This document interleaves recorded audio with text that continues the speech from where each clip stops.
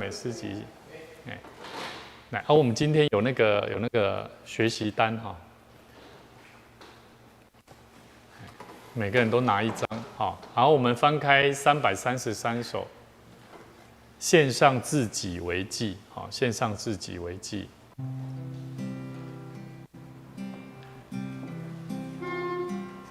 来，333首，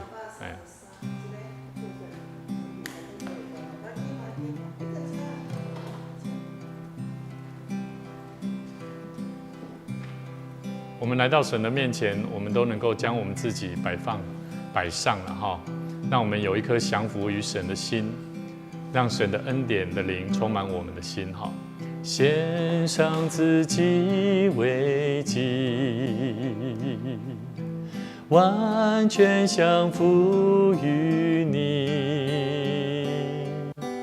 领受苍穹来焚烧。恩高厚厚是一起，迈开征战步伐，高举基督旌旗。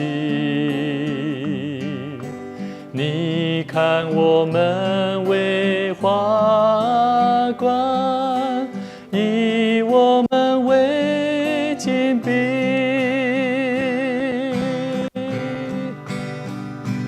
让我们重建大卫倒塌的帐幕，我们起来堵住气破口，重修，怎么唱啊？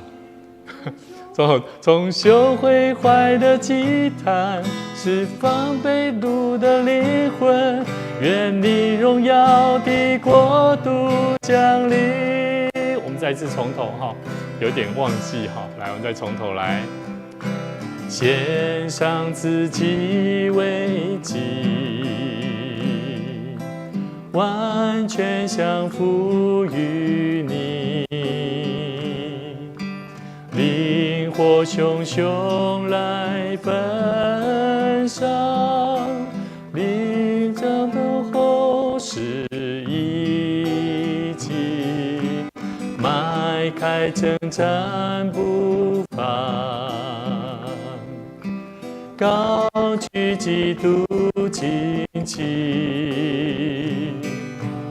你看我们为华冠，以我们为精兵，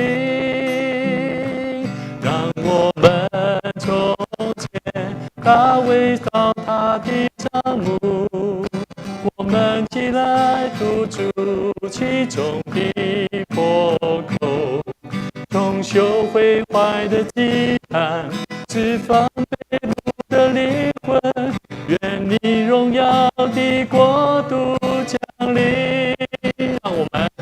让我们重建大卫倒塌的帐幕，我们起来堵住其中的破口，重修毁坏的祭坛，释放被掳的灵魂，愿你荣耀的国度降临。愿你荣耀，愿你荣耀的国度降临。主啊，我们感谢你，感谢你在我们生命里面预备我们的生命来到神的面前。我们恳求你来帮助我们，让我们能够建立我们用我们自己的生命献上为祭，是甘心乐意，是谦卑顺服，让我们遇到任何的困难，我们依然尊主为大。主啊，你要作为我们生命的华冠，以我们为精兵，我们更需要在我们眼前的生活、教会所遇到的难处上，我们都要依然定睛注目在神的眼光。主啊，恳求神帮助我们，让我们每次来到神的面前，学习更多的操练的祷告，让我们学习在一切的困难上面，我们要依靠神的智慧，让我们学习能够看见我们在这世上所做的侍奉工作是为要荣耀主你的名。恳求神帮助我们学习以神的国事为念，让我们时常在我们所需要尽忠的事上，能够好好一步一脚印来走。我们相信神，你要为我们开道路，让我们所走的路都能够流之于密之地。谢谢主，我们将以下的时间交托仰望，愿神与我们同在。祷告，奉主耶稣基督圣名来求，阿们。好，大家平安哈。来，我们一起来，我们手边都有这个学习单哈。我们今天要来一起来看代祷者的角色。那我觉得在很多的教会事工工作上面哈，我们都需要学习做一个好的代祷者。那我觉得，对，很多的代祷的工作哈，真的是需要操练呐哈。我觉得我们基督徒最难操练的就是代祷，特别是祷告。那我觉得读神的话语也很重要，好，那也是必备的啦哈。但是我觉得祷告是一种很生活化的，而且跟我们在聆听神的话、读神的话，甚至灵修、安静心的时候，都是透过祷告。所以祷告，我们自己本身一定要操练学习做一个代祷者。那不管是你为自己祷告的代祷者，或者是为别人的祷告的代祷者，或者是为你家人、为你的同工的祷告的代祷者，我们都要学习好做一个彼此认罪的祷告。好，那我们什么是代祷者呢？每一位基督徒都被呼召做彼此互相代祷。雅各书5:16节，我们一起来读哈，来。所以你们要彼此认罪，互相代祷，好得到医治。义人的祷告有极大的力量和功效，所以我们知道义人的祷告会有功效，会有力量，是在于什么？是在于前提那个红字要彼此认罪啦。如果我们彼此没有彼此认罪，那我们也彼此不会互相代祷。好，大家拢讲你有基督无？有啊，我有基督啊。大家拢也要讲拢有基督啦。但是彼此不会互相为彼此的不足跟软弱，甚至是冲突来祷告。那我觉得神的医治的行动也不会在我们生命当中彰显出来。那相对的，人与人之间的关系就更加的困难建立在神的爱里面。所以我们必须要为别人代祷，这个恩赐我们要时常来向上帝祈求。所以代祷者他不是自然形成的，他是必须要积极受到训练才能够发展出来的恩赐。好，所以你把它画下来，第3行后半段哈。代祷者不是自然形成的，他是需要积极的接受训练。就像我们现在来参加门徒训练，或者是观看直播的现场的弟兄姐妹，我们是透过操练，透过练习，然后了解认识，然后把我们的这个恩赐代祷的恩赐发挥出来。所以不要小看你自己，不要认为说你们不会祷告，你要时常做一个为别人祷告的人哈。那所以牧师有7个很重要的代祷者的生命态度来跟大家一起分享，我们要如何彼此代祷。第一个叫做圣洁的心。好，第一个把它写下来，圣洁的心，你一定要有圣洁的心。好，那什么是圣洁的心？你把它反方向来思考啦，就是什么？犯罪跟圣洁就是一个冲突的生命嘛，对不对？好，如果你不犯罪，那就是什么？那就是圣洁的。那很多时候我们在生活当中都会犯罪哦，很容易会产生冲突哦，很容易会被罪恶所捆绑哦，甚至我们不知道怎么走出来哦。好，所以我们一起来看诗篇66篇16到19节，我们一起来读哈。来，凡敬畏上帝的人，你们都来听，我要述说他为我所行的事。我曾用口求告他，我的舌头也称他为高。我若心里注重罪孽，主必不听。但上帝实在听见了，他侧耳听了我祷告的声音。所以这里不是说上帝他实在听见了我的祷告，是因为我心里面注重罪孽，然后上帝还会听啊？不是。好，他有18节说主必不听啊。但上帝为什么听见了？代表我们有没有认罪？有真实的认罪悔改。所以你要了解为什么我们祷告，我们之前一定要做认罪悔改。因为唯有你认罪悔改，你才会知道你跟神的祈求，神才会听啊。不然那像那说咱看一个人一个人他的生命就不会改变他也看起来就没有要改变的意思。可是他偏偏又要跟你求，他想要得到什么？上帝的眷顾。你觉得有可能吗？我相信你在为他祷告，你会觉得感觉好像怎样？跟他没啥信心有无？好，所以我们通常带这样的同工、这样的朋友、弟兄姐妹，我们通常会带领他做什么？认罪悔改。所以圣洁的心很重要。好，来，我们一起来看一段圣经节，哥林多后书第7章1节。好啊，我来念好了，因为我没有放进去哈。哥林多后书7章1节说：“亲爱的弟兄啊，我既有这等应许，就当洁净自己，除去身体灵魂一切的污秽，敬畏上帝，得以成圣。”所以要有圣洁的心，一定要怎么做？你一定要怎么样？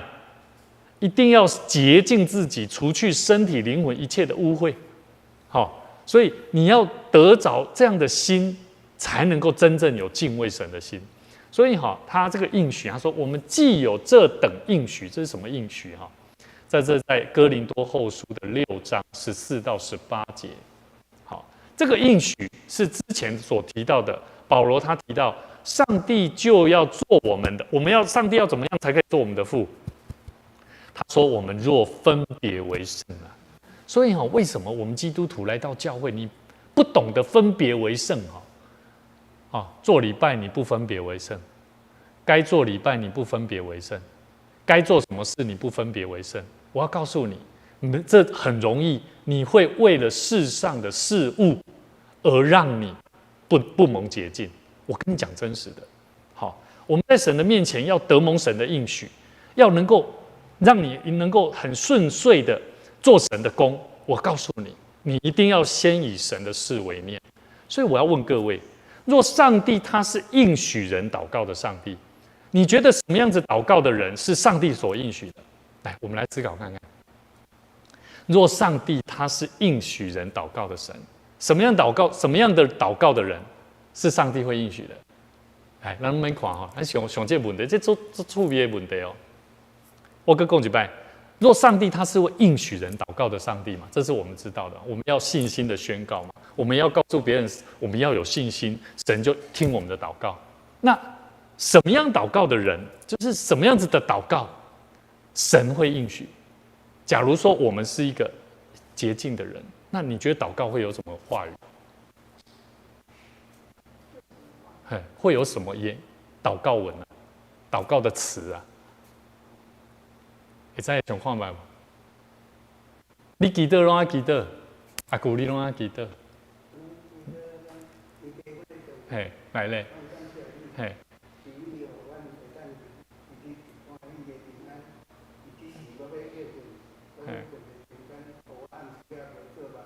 好，无做梦，好。好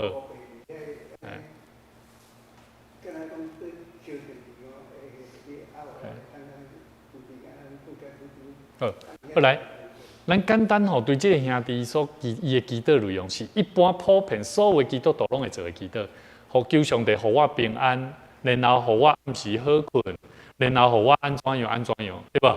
互我安怎样。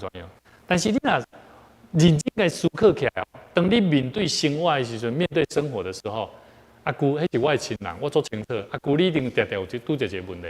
当你拄着甲人冲突的时阵，有无？你看我的亲人发生冲突的时阵，迄个时阵到底祈祷有效无？你要怎祈祷？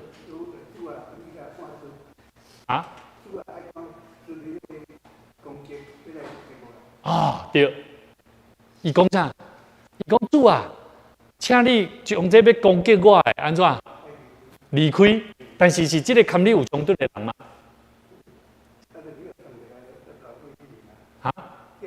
假使你跟这个人有冲突，你为你咧祈祷，你跟伊的关系，你会安怎祈祷？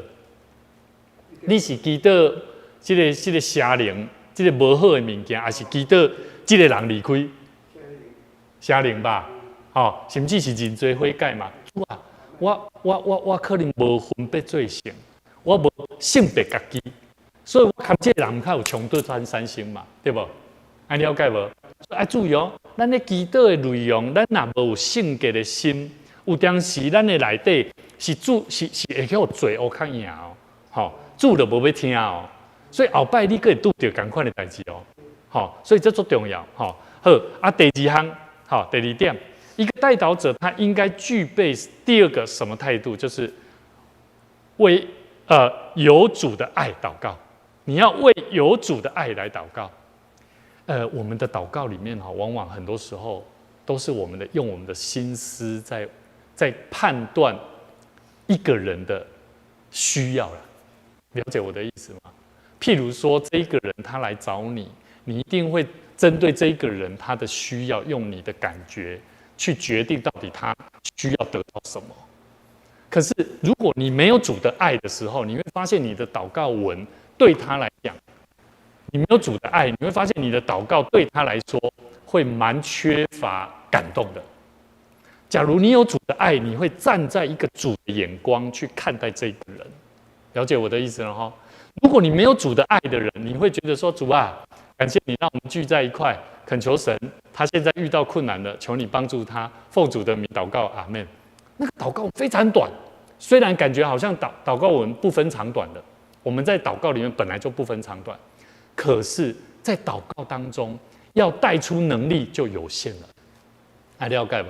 好，祷告就有点有限，所以约翰一书4章16节到18节说，上帝就是爱，住在爱里面的，就是住在哪里？上帝里面，上帝也住在他里面。我问你，上帝住在我们里面会怎么样？上帝住在我们里面会怎么样？一个有上帝住在的内底的人，跟无住在内底的人，会安怎？有差别无？一定有差别嘛，对不？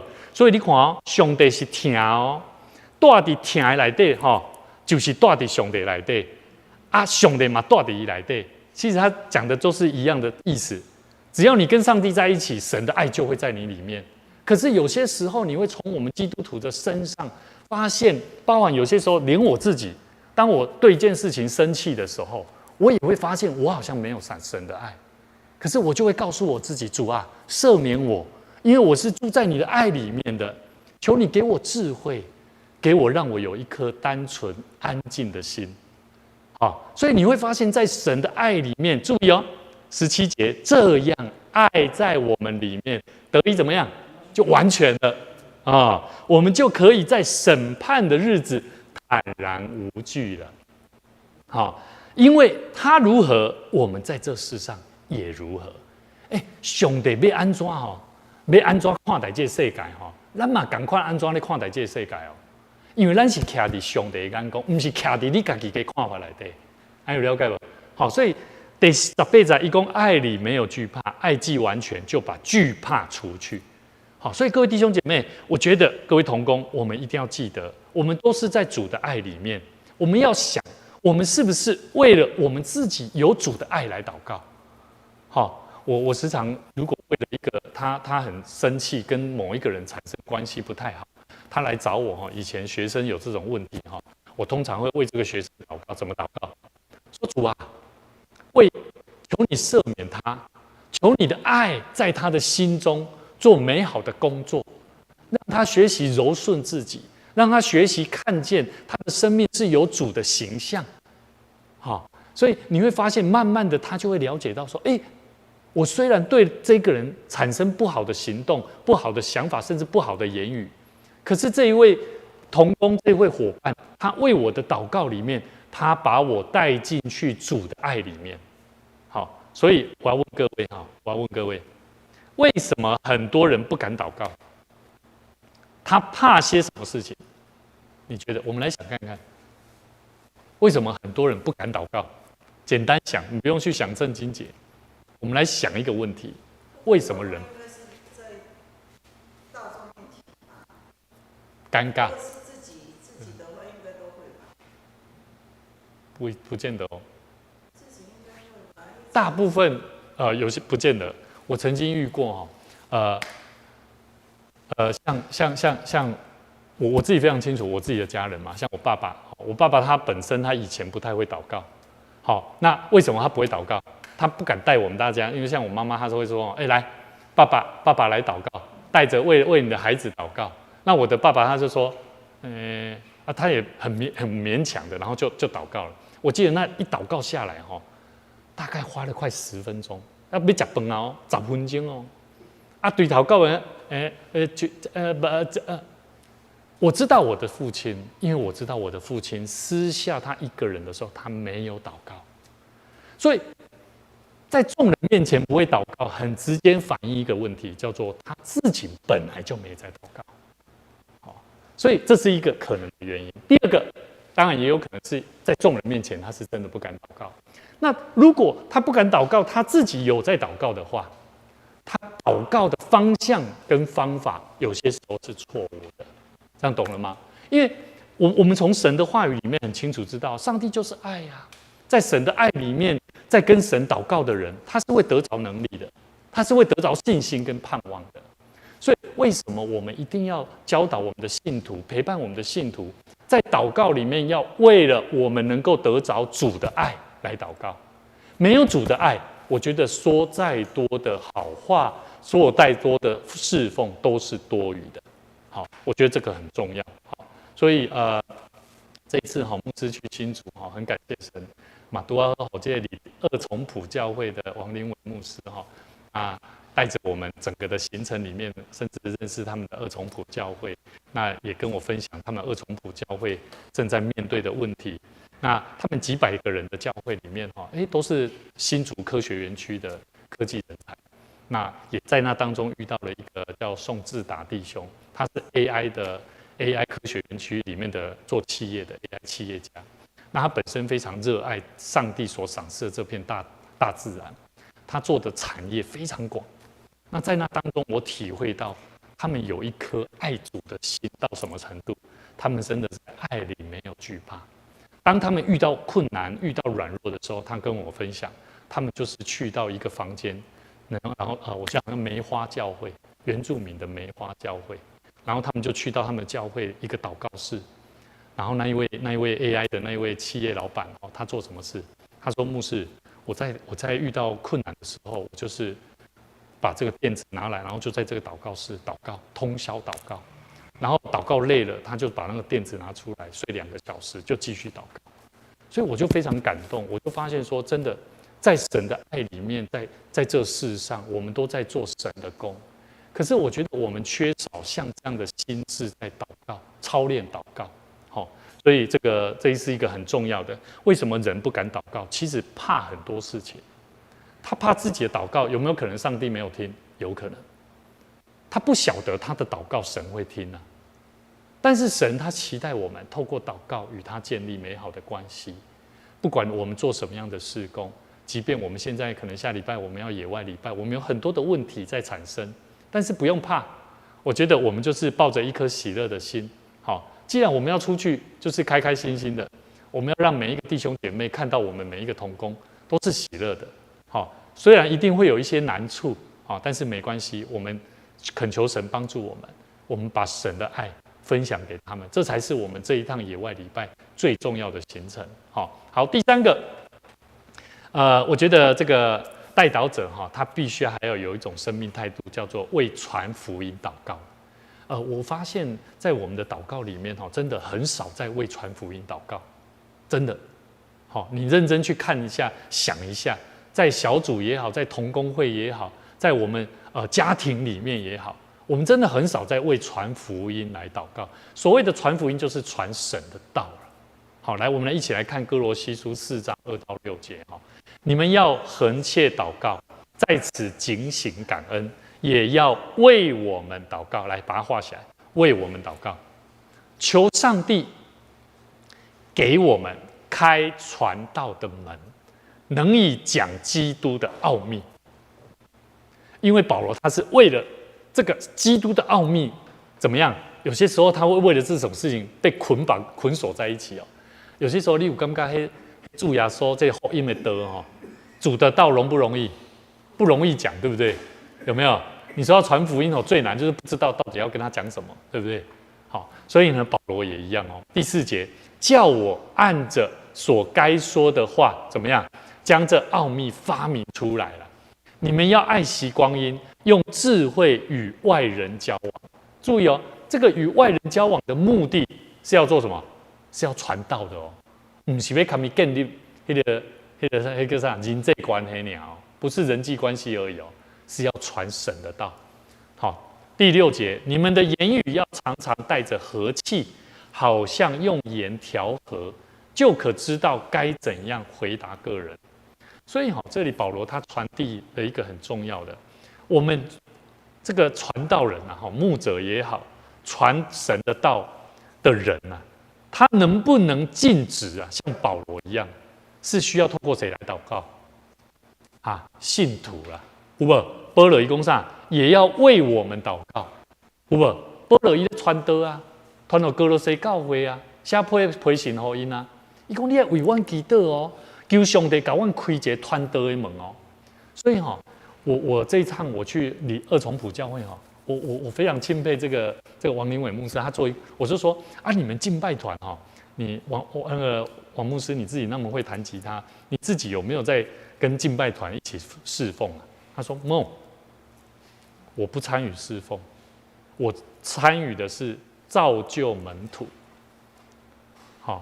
他说他花很多时间参与造就门徒了，所以我就想下课说，对，好像牧师花很多时间跟着大家在侍奉，可是缺少的是好好做教导的功课。所以我发现，其实很多时候不见得是完全是你只有传道而已，你也只有参与服事而已。我觉得我们要做的就是传道，即便你是一个侍奉者。所以我时常跟子安讲，我说子安，你有我们的同工青年同工，你有很多行政业务很多，可是我更希望你能够做一个传道人，要把真理、把福音带给青少年啊。所以同样的，在座的我们的长老同工们，你们也一样。我们虽然有很多侍奉工作，我们都知道怎么做，我们也会因为这些侍奉工作会有点繁忙，但是你们要记得，你们要为了你们传道的目的来为这件事情祷告，甚至要让你们的同工，让跟随你们的同工弟兄姐妹也要为你们祷告。所以我觉得教会才会建构起那个叫做传福音的文化。所以这个很重要。那所以我可以看到说，保罗他不是要求别人为他的好处祷告，他是为了要传福音来祷告。所以我们要记得，我们祷告不是要求神减轻、免除我们的工作跟重担，而是要求神加添力量，让我们能够神所交托给我们的事工怎么样把它完成。我再讲一次我们的祷告不是要求神减免我们的工作重担了解我的意思吗？我们要求神的是加添给我们力量，让我们能够把交托给我们的事工把它怎么样做好了。所以我们现在在面对的，不管是下个礼拜我们要野外礼拜，有很多问题在产生的时候，我们需要更多祷告。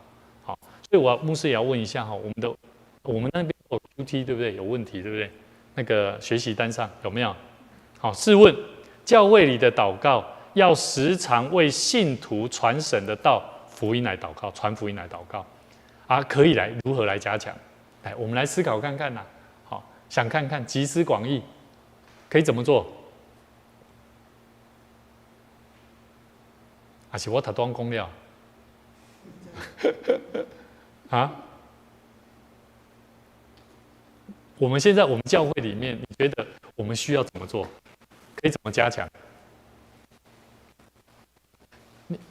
我们认真想看看从教会从旧堂，然后来到这边，我们现在的很多事工有没有感觉上像是比较好做事工？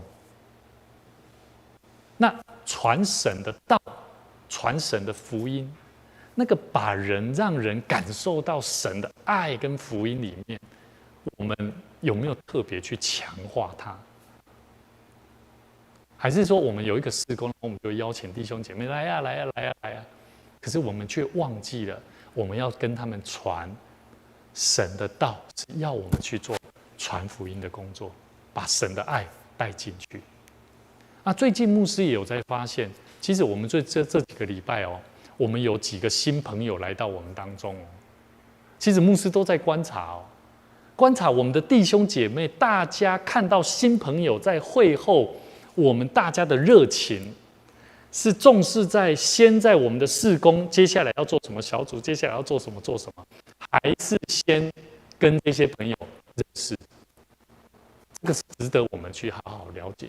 好，因为我也要跟大家分享，假如我们没有去 care 这一块，那么我觉得这些新朋友在我们当中也真的还不会得到什么感动。好，未来还是一样，跟2年前的教会是一样的。好，来了又走掉。好，所以牧师很期待。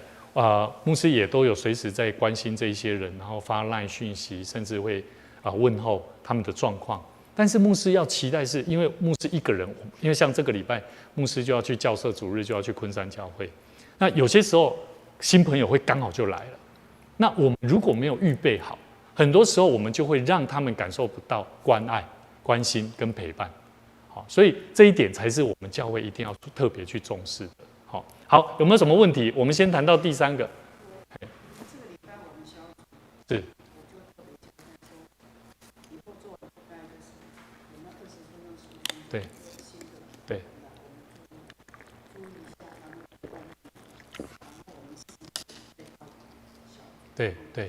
那甚至我在想说，是不是我们一个礼拜我们不要聚会，就是看到新的，我们就全程陪伴。2、3个人，然后介绍我们自己给他认识，我觉得很好啊，这样也不错。我觉得需要啦，就把它当作很自然，然后可能他会有点压力，我哪这得人，好，这个也有可能，但是我觉得没关系，因为我觉得只要在第一次让他感受到热情，他永远难忘。好，然后我觉得再多的人，我觉得可能会尴尬，可能会有压力，但是我觉得还不至于啦。对。碧林，对。然后他就说，今天要你画宣传的有一妹妹问，你喜欢哪？今天会献餐，第二妹妹听到啥？对。对他来讲，来到住在安养院的弟兄姐妹是很孤单的。他们能够来到就要平安，对，很奢侈的哦。对，所以那个我有跟慧君，我有跟这位姐妹讲说，这个养护中心有没有这个，他有给我一个时间表，他说其他时间就是说，如果我们要去做探望，可以再跟他们讲，跟他们的其他时间，他有给我一些时间。那牧师有在安排，我会再安排下个礼拜，我们就会去，可以礼拜天的时候再请肖长老也可以遇到碧林的时候，他说，我们下礼拜会找个时间过去养护中心看你。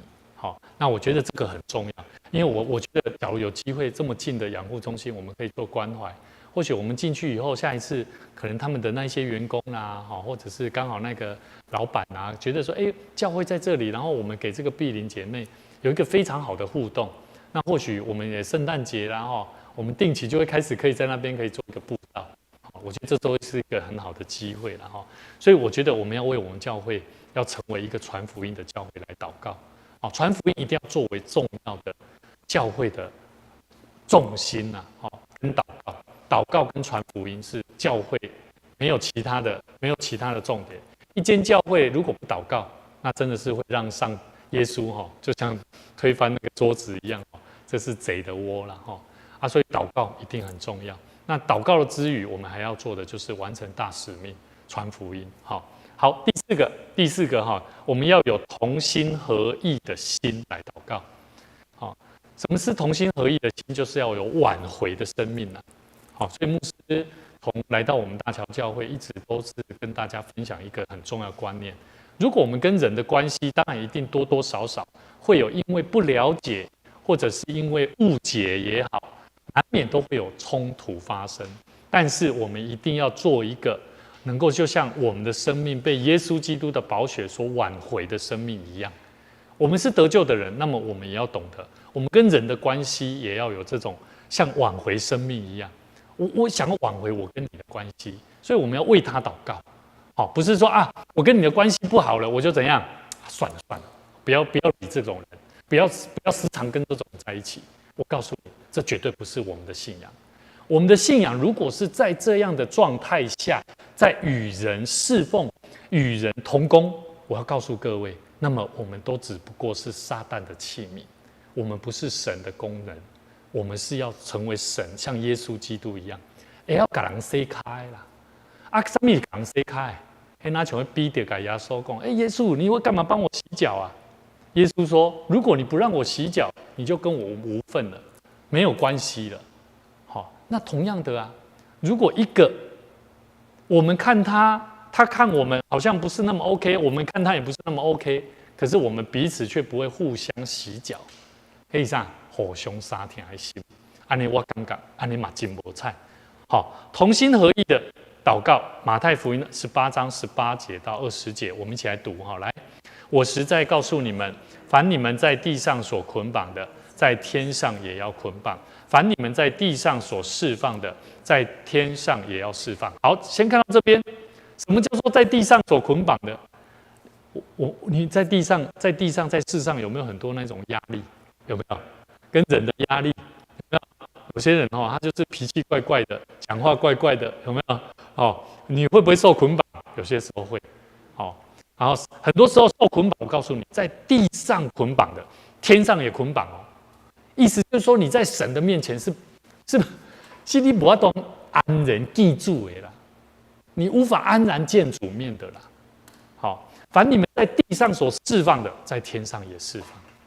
好，耶稣说：“我又告诉你们，若是你们中间有两个人在地上同心合意的求什么事，我在天上的父必为他们成全。”所以我告诉你很简单，有时候我们在小组里面或读经里面，难免会有为了我们的经文有一些有不同的看法，对不对？记得最后我们要做一个好的领袖，带领大家做一个主啊，让我们在神你的话语里面，我们要释放神你的教导，你的自由的灵，你的启示来帮助我们。我们没有伤害，没有冲突，唯有更多的看见神你的话语的奥妙之处，这样不是很好，对不对？好，然后我们把那个可能有一些冲突的弟兄姐妹或同工，让他们能够重新回到神的面前，那我们就在神的面前，真的是在地上释放，天上也得着释放。好，所以呢，20节注意哦，18节讲完以后，重点就是在。当我们同心合意的祷告，神就会成全啊，成全让我们这个团体成为什么？合一的教会，合一的团体啊。好，20节，因为无论在哪里有2、3个人奉我的名聚会，那里就有我在他们中间了。所以我牧师跟大家分享刚刚那一个案例哈，假如我们前面没有这些动作哈，意思就是说。最后你会让人感受到的是，神没有在我们当中哦，所以要小心哦。这一段圣经节是在为了同心合意来祷告，决定了我们看神的话语是否能够真实的成为我们生命的活水。好，所以同心的祈求啊，按照原文的意思是2个人祷告祈求，必须要有和谐的音乐啦。好，所以牧师很期待我们的礼拜5这个幸福共读小组，他们有一个重心啊，就是要把神的话语在祷告里面，在大家彼此分享讨论当中，一定要带出一个和谐的声音出来了，知道我意思吗？如果没有和谐的声音，那只不过个人的看法啦，那种读经是没有用的啦。所以同心合一啊，原文的意思必须要有和谐的音乐出来。所以如果我们知道，我们从神的真理是要得着和谐的智慧，真理的智慧，我们一定要知道和谐蒙福的生命是要从神的话语里面，真的能让我们在地上释放，在天上也释放，它绝对不会捆绑的。所以我们就不用怕，那个谁讲什么，你就不用怕，你就听听啊，我懂了 ，OK， 我大概理解你的意思啊，不懂我们就可以请教他，再继续讲。那如果那一个可能他们有冲突的时候，没关系，就像刚刚牧师所讲的，我们把它带到神的面前，同心合意的祷告。好，所以我们牧师有用一个问题哈，试问为要达到同心合意的祷告，需要有和谐的关系，彼此间的关系需要如何来努力？就像刚刚牧师所讲的，我们可以透过祷告嘛，还有透过叫做总结啦，这节总结啦，然后帮助双方得到一个和谐的关系。那么我告诉各位，你会发现那个真实的福音，真实会在我们的这个团体里面会带出很美好的幸福感那才是我们幸福共读小组的最终目的。所以这个很重要。牧师在准备这一块的时候，神让我看到说，真的，我们需要更多祷告。我们会读经，我们也会分享，甚至去准备，但是我们需要更多在同心合意里面的祷告，从神的话语去看出神要对我们说的。那么我觉得得着神的话语就有用处了。好，那牧师再补充一点就是说，假如我们可能在读经当中，可能真的还是很难，有些不解的地方啊。最难就是还没办法得到解释嘛，对不对？因为有些时候还需要花时间去做研究查考。那我们做这个动作是要让，我觉得是要让那个邪恶的灵、不好的灵，不要在我们当中就像酵母一样发酵。那上帝是喜悦的，上帝会让我们在这个团体里面会形成一个非常好的文化，然后让人就会很喜爱。即便是当下双方在那冲突当中影响的人，他们也会因此而改变他们会下一次会开始调整他的讲话方式也会试着用你的方法，就像刚刚牧师讲的那个方法。所以牧师期待我们把这个方法好好的把它学起来、用起来，好好的把它灵活应用，用你的方式。重点就是要同心合意。所以我觉得这个是值得我们一起来努力的。好，第五个，靠主得胜的心，我们要有靠主得胜的心。其实我们祷告里面就是要得胜，要突破问题、解决问题嘛，对不对？得到上帝的应许嘛，得到改变嘛，对不对？我们看神的话，哥林多前书15章56到58说，死亡的毒钩就是罪，罪的权势，我们一起来读来，死亡的毒钩就是罪，罪的权势就是律法，但感谢上帝。他使我们靠着主耶稣基督得胜，所以我亲爱的弟兄姐妹，你们务要坚定不移，总要竭力做主的工作，因为你们知道自己在主里的辛勤付出不会白费。所以很重要，我们为别人祷告也好，为自己祷告也好，我们做一个代祷者。一定要做一个真正有靠主得胜的生命如果你没有靠主得胜的生命，人家会让你代祷吗？人家说根本就不需要祷告我看你这个人就看起来就没有信心了，对不对？所以牧师为什么都很鼓励，在我们当中有可能是刚做执事没多久的甚至也做执事很久，但是还是新生代的，对不对？我们都要鼓励他们要时常提醒他们勉励他们要告诉他们，你可以改变的，你可以的，你要做一个靠主刚强的人，改变你的生命，让神的话语来作为你最好的帮助。这些话语我们要时常做鼓励。好，所以我们可以问自己说，当我们祷告最后会说靠主的名来祷告，你有相信先前的祷告？就是说靠主的名祷告之前，我们讲的那一些祷告文。神会帮助你过得胜的生活吗？你要想这个问题啊。所以我说时常在看我们的信徒，大家人都说红客主耶稣的名来救，大家都说阿们呐。但是每一个人的生活形态你马上看出端倪啊，对不对？要注意靠主的名、奉主的名祷告是什么？是一个得胜的是要相信的所以很重要，我们是否过出得胜的生活？最后一个，第6个。为让人明白上帝的旨意，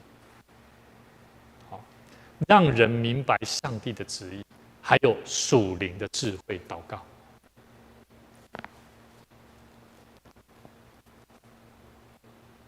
我觉得我们在每一次读经祷告以前，一定要先做这个祷告，说主啊，恳求你的灵充满我们的生命，让我能够明白你的心意啊，懂了吗？好，当你先求明白上帝的心意，然后求属灵的智慧。好，什么叫做属灵的？也就是反向说，叫做不属世，就是不要属世的啦，对吗？啊，不属世的祷告啦，还了解不？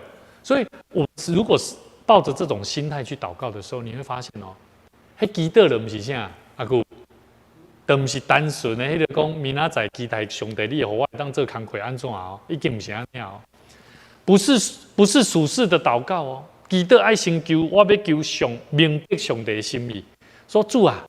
愿你帮助我伫明仔日，我有专心的看见，无搁再看到我家己的需要，我要看到的是你的需要。哇，那个是大过于神的心意哦，哦，大过于自己的心意哦，不是神的心意哦，那是属神的，是属神的心意。所以我们在祷告里头，一定要为自己能够明白上帝的旨意、属灵的智慧。哥罗西书1章9到12节这样说。